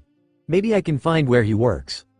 Luffy walks through the murky streets looking for any sign of a doctor's office, but nothing jumps out at him. Aren't all doctors supposed to have red crosses on their doors or something? He wonders aloud. A young lady walks by with a shopping bag in hand. Luffy trots up and walks alongside her. Excuse me? Luffy asks innocently. The lady turns to meet his gaze and lifts an eyebrow because a scruffy-looking kid is talking to her. What is it? She snaps, irritated. Do you know where I can find a doctor's office? Not noticing her harsh tone, he looks at her expectantly. She sticks a thumb over her shoulder to a building a few paces away. No office here, kid. Go to the pharmacy. Speeding up, she walks away and leaves Luffy all alone. Pharmacy? Parkamesi? He tries to pronounce. But the name is familiar to him. Luffy remembers Makino bringing some bandages back from that place for Ace, Sabo and him. The smell of herbs is strong as he walks into the wooden building. The shelves are stacked high with different medicine and bandages. Luffy checks around the shelves, but is completely clueless. I thought I only needed bandages, but the singer guy said I needed other medicine. Which one do I use? He reads the labels, but there's only a bunch of medical garble that he doesn't understand. Oops. Luffy accidentally knocks a bottle off the shelf and it hits the floor with a smash. Who broke that? Someone yelled, probably a clerk. Crap crap crap crap crap. Luffy speed walks into an aisle far away from the scene. He peeks around the corner and sees a few angry people dressed in white cleaning it up. Sighing in relief, he swings back around to the new area. Hey, there's the Red Cross, Luffy exclaims mentally. Up ahead is a separate section off the store with the Red Cross plastered up above the entrance. Approaching the area, he notices that there are only a few people, ratty ones at that, who are sitting on opposite sides of the waiting room. At the back is a large wooden desk with a grumpy-looking clerk writing something down. Going through the room, Luffy could feel the sickness radiating off of the waiting people. Glancing down at his own pale and skinny form, he figures he's not doing much better. As Luffy steps up to the desk, he frowns. It's too tall, only half of his head is peeking out. The lady behind the desk takes no notice, she's now flipping through a magazine. Placing his hand flat on the counter, he stands up on his tiptoes so his head is fully visible. The sudden movement makes him sway and his shoulder throb painfully. He's feeling pretty weak again, but the lady still doesn't budge.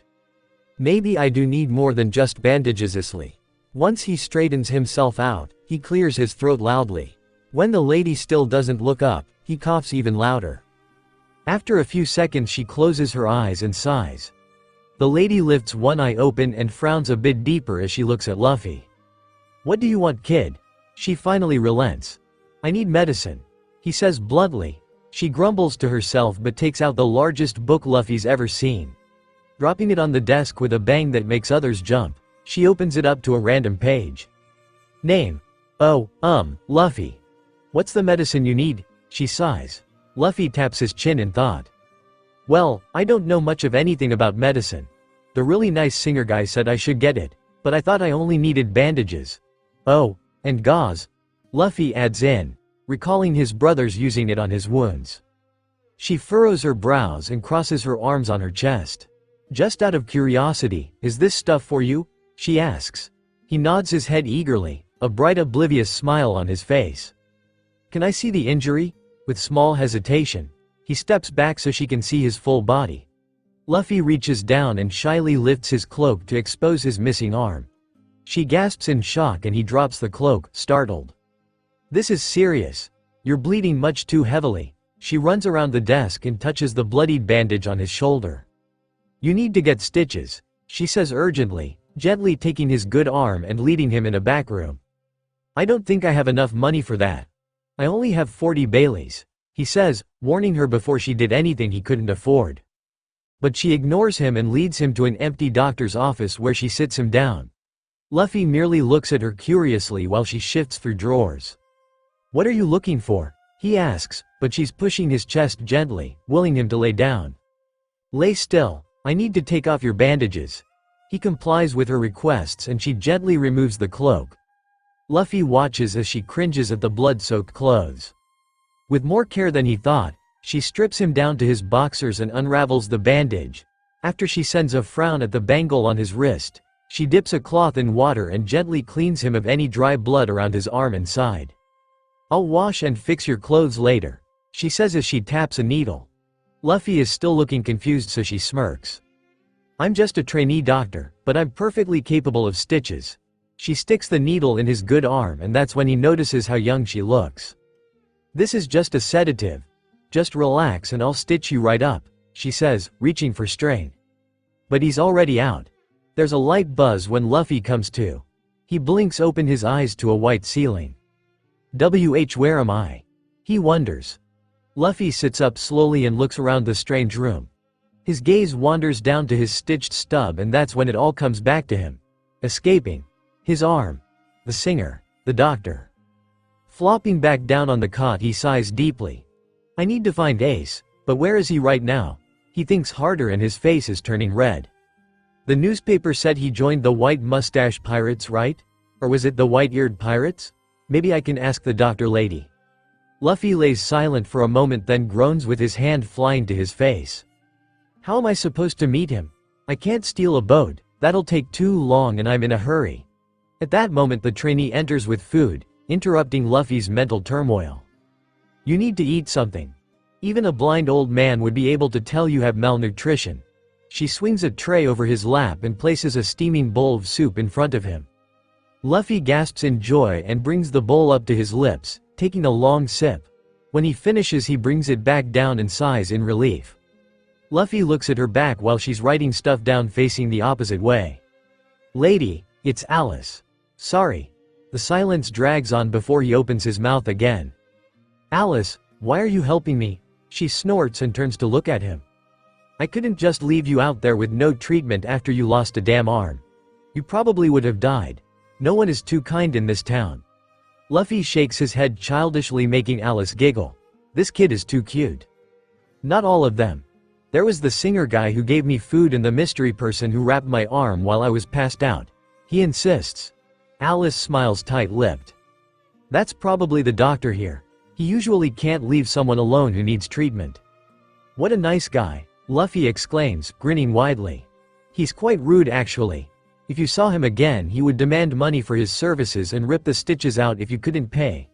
Luffy shivers and grips his injured shoulder. Alice walks over to a cabinet and pulls out Luffy's clothes. They're all clean and blood-free. "I'm sorry for being rude earlier, I never get customers with serious issues. They usually all just complain about the small things," she confesses, handing the clothes to Luffy.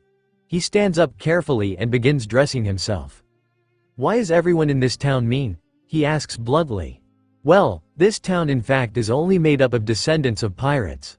Luffy's eyes sparkle. "It seems we've all inherited their nature. We've got to be tough to get what we want, right?" she says with a wink. He hums in understanding as he pulls the cloak over his shoulders. Unfortunately, the neck ribbon is undone, so he tries to tie it with one hand. "Here." Alice kneels down and ties the ribbon for him. "I'm sorry the sea stone cuff is still on you. I tried to get it off but that thing is incredibly hard to break." Luffy lifts a hand and examines the gray bangle. "What is sea stone? Some bandits mentioned it before." "Well, it's a special kind of stone that causes devil fruit users to become weak and lose their abilities. Since you have one, I assume you have powers yourself?" she asks, pulling the ribbon tight. "That's right. I'm a rubber man. I can stretch really far. See?" He grabs his cheek and pulls, but it remains taut. He lets go and rubs his pained cheek. "Ouch, I forgot." She shakes her head slowly. but there's a soft smile playing her lips. Alice stands up straight and reaches for a small white bag on the counter. Since the cuff is making you weaker than usual, you're more susceptible to infection. She shoves the bag in Luffy's hands and pulls out a notebook. Grabbing the pen behind her ear, she scribbles down notes. There's all the medicine you will need in that bag, so don't lose it. And here, she hands Luffy the paper, is a list of the ones you need to keep you going. Luffy peeks in the bag at the small bottles of liquid. Mystery medicine. He mumbles, then closes the bag, his reasoning over money completely discarded. Thank you so much, you're the best, Alice. Hey, when I make a pirate crew, can you be my doctor? Luffy asks, bouncing on the spot. She opens her mouth, but all that comes out is a laugh. I am sorry, Luffy. She struggles to contain her giggles. But a pirate's life is not a life for me. I'm happy here. Luffy scowls and turns his head away. Damn it, you would have been perfect, he complains. Alice chuckles again and ruffles his hair. I'm sure your perfect doctor is someone else out there. You just have to wait. Straightening his straw hat on his neck, Luffy grins widely. You bet. Thanks for everything, Alice. See ya, don't you want to stay and recover? Alice asks, crossing her arms. Luffy shakes his head. I can't, I have something really important I need to do, he says. Suddenly, Luffy lifts a finger in the air. Right, I forgot to ask, do you know how I could talk to the white mustache pirates? He asks. Alice's face scrunches in confusion. Do you mean the Whitebeard pirates? Oh right. That's it? He exclaims, pointing to her. I need to see them, it's an emergency. What? Are you insane? Not only are we taking about the strongest man in the world, but they are deep in the Grand Line. The most dangerous place in the seas. Luffy opens his mouth to say something, but she cuts him off. But, if you really want to do this, then you should go to the nearest island that is Whitebeard protected. If you find some pirates, there they have to be allied with him and they might let you contact him. Where's the nearest island? Luffy asks. Teller Island in the West Blue. You're lucky to be on this island. We have ships going everywhere around the Blues. You're bound to find a merchant ship heading that way. Luffy runs up and hugs her around the waist. Alice only blinks down in bewilderment, speechless. Thank you so much, Alice. You helped me so much. He releases her and smiles widely, running out the door. Bye. Luffy yells, waving. Alice stands there paralyzed, but then she catches herself and smiles softly at him. Good luck, Luffy, she shouts, ignoring the glares of the patients around her. Luffy waves until he's out of the store and immediately sprints in the direction of the port. When he arrives, he hides behind a stack of crates. Oi! Hurry it up! This shipment is bound for the West Blue, and we're already behind schedule. Luffy watches carefully as the burly men stack the remainder of their barrels on their moderate-sized ship. Set sail! One yells and Luffy knows he has to hurry. Looking side to side, he makes sure the coast is clear before sprinting full force to the departing vessel. Last minute he dives on the deck and squeezes amongst the many barrels on deck. Did you guys hear something? One of the crew members asks. Luffy holds his breath as they walk around the deck. You're imagining it, Larry. You've had a couple too many drinks. No, I didn't.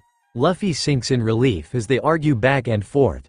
He shifts until he is propped up comfortably against a barrel. He rests his hand on his stomach and gazes at the setting sun, letting the waves and gentle rocking lull him into a daze. Things are going all right for Luffy. To get to Teller Island, he's had to hide out on two different merchant ships. The first has taken him to some random island that has a weird obsession with umbrellas, but the second is going to his destination. The current merchant ship he's on sells fish, which makes it entirely annoying when Luffy gets smacked in the face by a flailing tail. Luckily that only happened a few times when the ship hit some rough waters and the fish spilled out of the barrels. Luffy leans over and sniffs his shirt. He hopes it doesn't smell too fishy, but he's stuck on the ship, whereas he learned is named Red Snapper from the conversations of the crew, until they dock at Teller Island. Until then, he has to put up with the smell. Food-wise, Luffy is okay. He has eaten the bread pouch he has kept in his pocket. Unfortunately, he accidentally dropped all his money in the ocean when a massive wave hit the boat. So that's a bummer. Alice said on the directions that he needs to take a swig from each of the bottles and replace the bandages every night before he goes to sleep. Luffy can't say he's fond of that though, The medicine tastes like tree leaves. Bletch.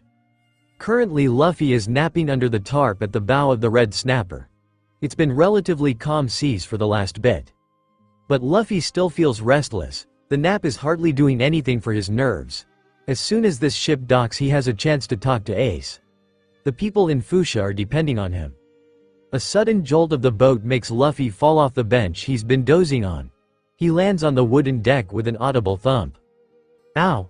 He cringes and rubs his aching nose. Sorry boys. Didn't think the dock was that close. Larry, what did we tell you about drinking on the job? I haven't drank a single drop of alcohol. While the merchants argue with Larry for the millionth time that day, Luffy adjusts his straw hat securely around his neck from where it was jostled in the fall.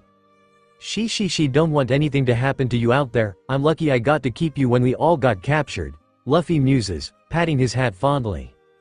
Now that the voices are edging further and further away, he lifts up the front of the tarp. Luffy blinks his eyes at the harsh sunlight. Once his eyes adjust he peeks outside. The first thing that comes into view is a grand sign that says in large letters, "Welcome to Tellar Island." Luffy's heart thuds in his chest and his hand starts to sweat in anticipation. This is it. He thinks anxiously.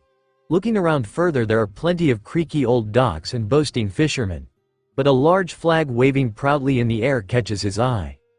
The Whitebeard Jolly Roger. He mumbles, breathless.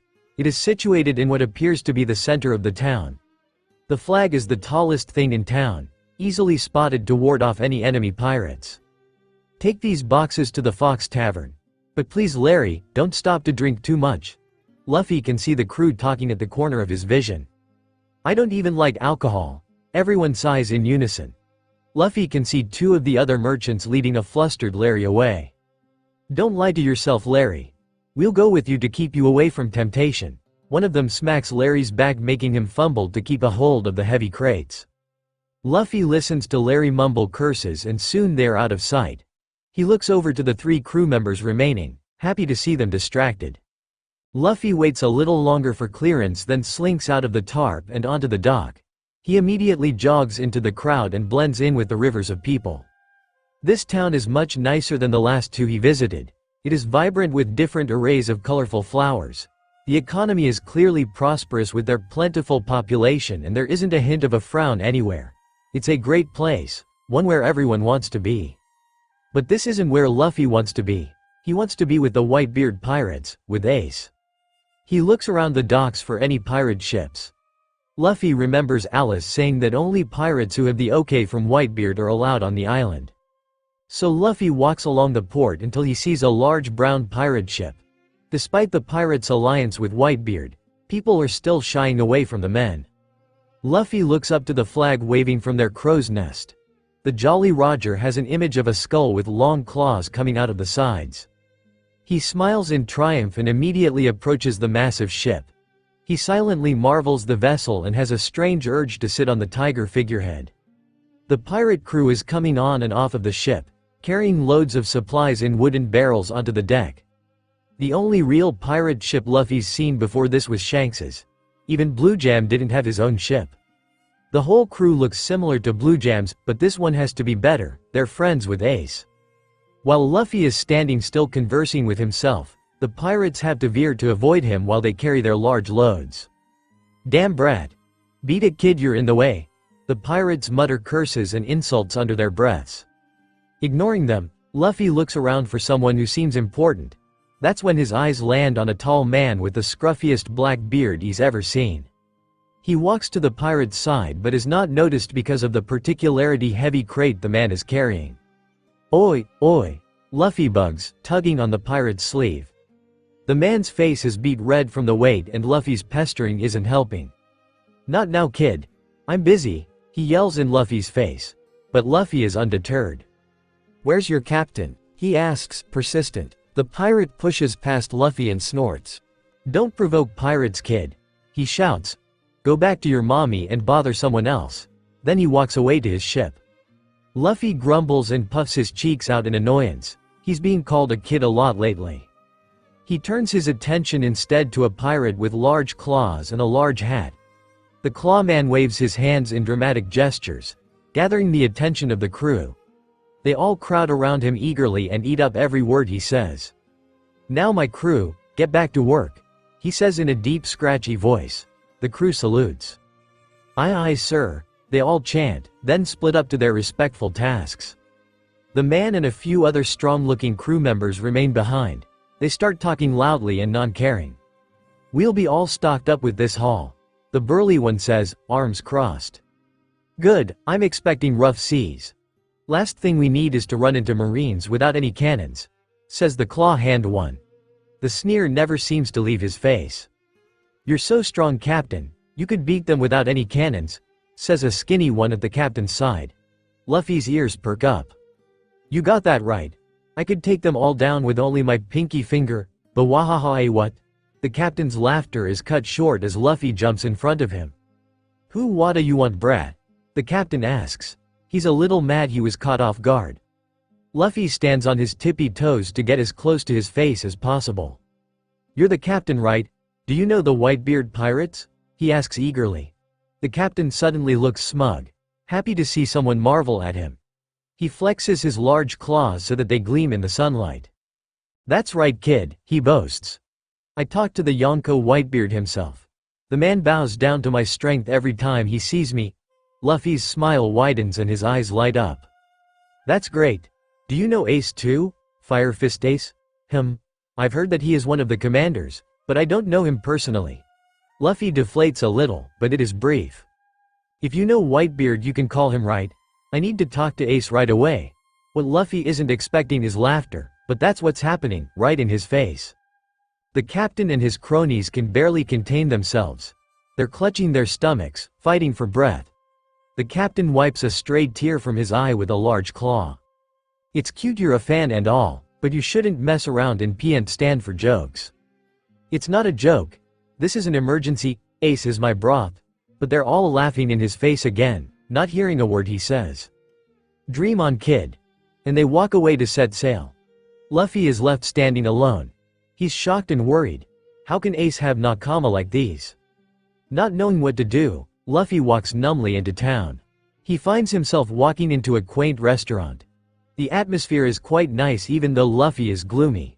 But he can't help it, the whole time there's been one question ringing in his head. How is he supposed to find Ace now? Luffy plops down in a booth and a waiter immediately comes to serve him. "Welcome to our tavern. What would you like to order?" This man is cheerful with a definite spring in his step. Luffy scans the menu half-heartedly. "Just get me some meat." He pushes the menu back at the waiter. "Are you okay? You're looking a little glum." Luffy just shrugs. The waiter's smile falters for a moment but he brings it back with twice as much force. "Don't be down, I don't like that frown. It's a good day, wada ya say?" The flowers all bloom and there's still some room. For a smile too. Just for you. He finishes reciting the poem and Luffy stares wide-eyed. The waiter clears his throat awkwardly. "How do you like it? I've been working on it for a while." Luffy's open expression melts into a soft smile. "I love it. Thank you." His signature grin stretches across his face. The waiter lights up and bows. "Well, that's a good sight to see. A frown just doesn't seem right for your face." He scribbles down Luffy's order in his notepad. "I'll be right back with your meat, I guess." The man walks away and Luffy rests his chin on the table. He was going to dine and dash, but changes his mind. Luffy doesn't want to steal from these people, they seem nice, but he doesn't have enough money. A few minutes later when Luffy sees his waiter pass by he waves him over. "What's up, kid?" he asks when he arrives. Luffy clenches his hand and has a determined expression. "I don't have enough money to pay for my meal," he admits. "But if you'd let me, I'd like to sing in exchange for my meat." The owner looks taken aback, not expecting this. But he ponders hard about it, rubbing his chin in thought. "I completely understand if you want to kick me out of your restaurant," Luffy says, looking down, but the man is shaking his head. "No, I'm not going to do that. You're in luck, kid, I'm the owner of this restaurant. I'll give you a shot, as long as you give us a good show." Luffy grins. "Thank you, I'm Luffy. What's your name?" he asks, extending his hand. The owner grabs it firmly and shakes it vigorously. "The name's Tim John Ben, but you can call me Tim." The energy radiating off of this guy is almost on par with the Hyper Luffy. Now, Tim continues. We don't have a stage here because we don't book performers, but you can stand on the bar over there. He points to a stained wood bar at the front of the restaurant. Thanks. Luffy grins and jumps up on the bar, immediately grabbing the attention of everyone in the restaurant. Luffy places his straw hat delicately in front of him for tips and thinks of a song to sing. This place is pretty upbeat, so I think I'll do Bink's sake. He starts singing out loud and lets his voice do the job while he wonders about his situation. Based on the jerks he met by the docks, Luffy doesn't think he'll get any more help from pirates. They all think he's some little kid playing around. Finding Whitebeard in person is like finding a fish in the middle of a forest. Almost impossible. What he needs is to get their direct attention. But how can he do that? Luffy finishes his song and the restaurant is silent. Someone drops a coin which is painfully loud in the quiet room. He stands there embarrassed, thinking he did a horrible job, but suddenly someone stands up and claps. Luffy looks on in surprise as the clapping is slow at first, but gradually speeds up as more people join in. Eventually the whole restaurant is on their feet giving him a standing ovation. Luffy smiles in awe and bows to the audience. One by one the people come forward to place Baileys in his hat. Once again he bows to them and jumps off of the bar. He immediately pockets the money and hangs his hat across his neck. Come here, kid. Tim beckons him over to the other side of the bar, holding a large steaming steak in his left hand. Luffy practically skips over to the seat with drool coming from his mouth. He doesn't waste another second attacking the steak, but remembers the hurting in his stomach from before, so Luffy paces himself a little. Your voice is amazing, bud. You deserve that meal for sure, Tim exclaims. Luffy just mumbles his thanks, not really caring, with food stuffed in his mouth. He moves his fork to stab another piece, but the plate tilts a little at the impact. Luffy scowls a little as some of the food rolls off the plate and onto the bar. Why don't you hold the plate with your other hand? You'll have an easier time eating, Tim suggests, grabbing a rag and cleaning off the surface. Luffy silently puts his fork down and pulls his cloak away to expose his stump. As Tim's eyes widen, Luffy hides it again with a wink and then he's back to eating his heart out. Tim blinks, baffled, but he soon starts laughing in amazement. You're so full of surprises, kid. You can come in my restaurant anytime, Luffy, he says warmly. Luffy gulps down the last of his steak and pushes the spotless plate towards Tim. Thanks for the meal, he says with a grin. Then he's leaving the restaurant, waving goodbye all the while. Luffy walks out to a beautiful sunset reflecting dramatically against the water, taking all his breath away. Or it should have. All it does is remind him of the flames back in Fusha village. He doesn't linger and turns away into the shadowy forest. Luffy walks about the damp vegetation, leaves and branches crunching underfoot. He turns his head side to side, gazing at the massive trees around him. This one looks good, Luffy says to himself. He is standing under a large oak tree. The branches are jutting out the sides at all angles. The soft leaves are fluttering in the evening breeze. He moves to climb the tree, and hops up on the first few branches. Grabbing one with his hand, he swings upward to grab the next with his other hand. Crap! Luffy swings his arm and catches the branch just in time to prevent a very long fall. I've got to get used to having one arm, he tells himself sternly. Adapting, Luffy climbs the rest of the way with practiced ease. This looks like a good spot. Luffy hops up on a thick branch. He sinks to a seating position and relaxes his back against the truck. Aw man, he groans. I've got to drink that gross stuff. Luffy unlatches the bag he keeps attached to his shorts.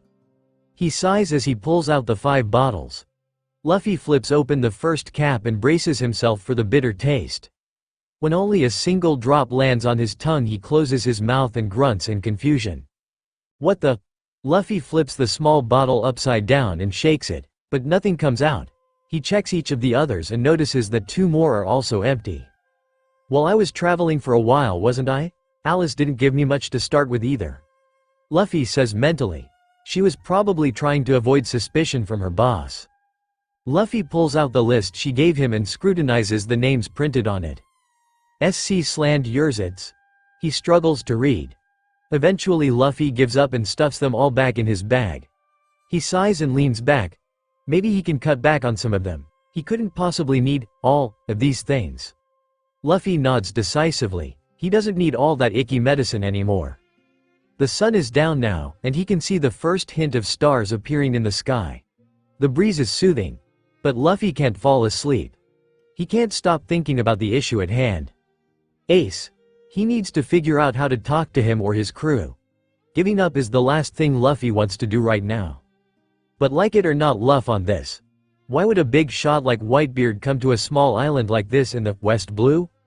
If I was a pirate, why would I want to come back? Luffy mumbles to himself. Then an idea shoots through his head. If Whitebeard is protecting this island, that means if it is threatened, then he will come and take care of it. Luffy feels bad because this is Ace's crew, but the situation is too dire to go easy. So how can he cause havoc? Hurting or killing people is out of the question. Not coming up with anything, Luffy tilts his head back to hit the trunk. He closes his eyes and slows his breathing. Damn, what do I do? He thinks exasperatedly. Luffy sighs loudly and lolls his head to the side. In the distance he can still see the Jolly Roger waving proudly in the air. Their flag. Luffy whispers. He can wreck their flag, the one thing showing their claim over the island. But will that be enough? If he did it once, it wouldn't be a #1 priority to them. Plus, time is running out. He needs them to come straight to him. Luffy's head turns red and steamy from thinking so hard. He presses his index finger to his head and forces himself to continue. Destroying one flag isn't a big deal, but if I ruin a bunch of them, they'll need to come find me. He resolves. I need to go down to their protected islands one by one so that they notice me. A cricket chirps somewhere and Luffy frowns. A Jolly Roger is a pirate's pride, and that would be enough to make him come into the blues. Not wasting another minute, Luffy pulls his hood over his face and hops down the tree branch for branch. As soon as his feet touch the ground, he shoots off towards the city. Luffy slinks down an alleyway and peers around the empty street. Taking advantage of the darkness, Luffy steps out and walks to the square to put his plan into action. He only hopes Ace will forgive him. The pole seems taller from up close. Luffy has to crane his head backwards to get a good look at the Jolly Roger. He turns his head to the port not too far away. There are still some ships coming to and fro on late-night trips. Hurry up and load it up, boys. We've taken too long to do this shipment. One of the men says with his hands placed sternly on his hips. He nods over to a crew member dragging a wagon onto the ship. Especially you, Larry. You're new on this ship and I heard you had a certain drinking problem. I've had nothing of the sort. But another man just ushers him away, patting his back. Luffy redirects his sight to the flag waving on their ship. Another Whitebeard mark. They must be protected too. He smirks. Found my escape route. Gotta make this fast though, they're leaving. Luffy scans the ground for something to throw at the flag. The dark makes it hard to see, but he manages to gather lots of sharp rocks. He shuffles them around in his hand, then pinches one in between his finger and thumb. It's now or never. Luffy brings his arm back and launches it towards the flag. To his dismay, it misses by a wide berth. He blinks in surprise, then scowls. Luffy flings another rock and this one grazes the tip of the fabric. He continues to fling them with better and better aim. The flag looks completely disheveled when the ammo runs out. Only bits and pieces of fabric remain attached to the pole. But the mark is definitely indistinguishable. Oi! The sudden shout startles Luffy and he jumps. What are you doing? Luffy can see the man now as he steps out of his home. Several more curious faces peek from behind curtains and out their doors to see what the commotion is about. You destroyed the flag. Someone else shouts. Most people turn to look at the remainder of the Jolly Roger and gape. You bastard! Who the hell do you think you are? Let's get him! They all start to advance and Luffy doubles back towards the inner city. He runs around the streets in a large circle, escaping the pursuing villagers. The only sound is sandals clacking against the pavement as Luffy sprints down to the docks. Taking a huge running leap, he springs onto the merchant boat and hides behind a stack of crates. What? Luffy holds his breath as the crew walks around the deck. The waves are pretty rough today. He comments after a couple seconds. The crew mumbles their agreements as they drift further and further away. Luffy peeks through the boxes back at the shore. The villagers are swarming the port, yelling and searching for him. He chuckles mischievously and hides again. Getting as comfortable as he can be, Luffy curls up and falls fast asleep. Line here. It's been a quiet night for Marco. The whole Whitebeard crew had decided to hit the hay early after their drinking party. On the other hand, Marco has been filling out paperwork for the last several hours. He rubs his eyes and forehead tiredly. Paperwork is the worst. At least no one has barged into his office yet. It must be a new record. A sudden ring of his den mushi makes Marco's brain jolt awake. With a heavy sigh he pushes the papers out of the way and answers with a ka-chink. At that moment the door creaks open and Ace wanders in with his hands in his pockets. "Hey Marco, Thach." Marco cuts him off with a finger to his lips and Ace shuts his mouth. "Is this 1st Division Commander?" the voice on the end asks. Marco, "And yes I am." "Who is this?" "I'm the mayor from Teller Island in the West Blue." Marco recognizes it as one of their protected islands. "Someone shot down your flag with rocks." Marco's mouth dips in a frown. Ace's eyes widen and he steps closer. "Do you have any idea who did it, Yoi?" "Don't know. He or she was wearing a cloak with a hood." "Are there any pirates there? Can you go tell them to find this guy?" Marco asks, sitting up. "I am sorry I can't," the mayor says. "The pirates just left along with most of the merchant ships." Marco sighs and rubs his aching head again. "Just put up the spare. It's probably just some kid pulling a dumb prank. Well, he was quite short, so I guess so." The mayor relents. "Call me up if he decides to show his face again." "Alright. Goodbye." The line goes off and Ace whistles. "Kids are so troublesome these days," he says, shaking his head. Marco stares at Ace for a few moments then snorts. "Right, only kids are troublesome. Why do I feel like you're somehow talking about me?"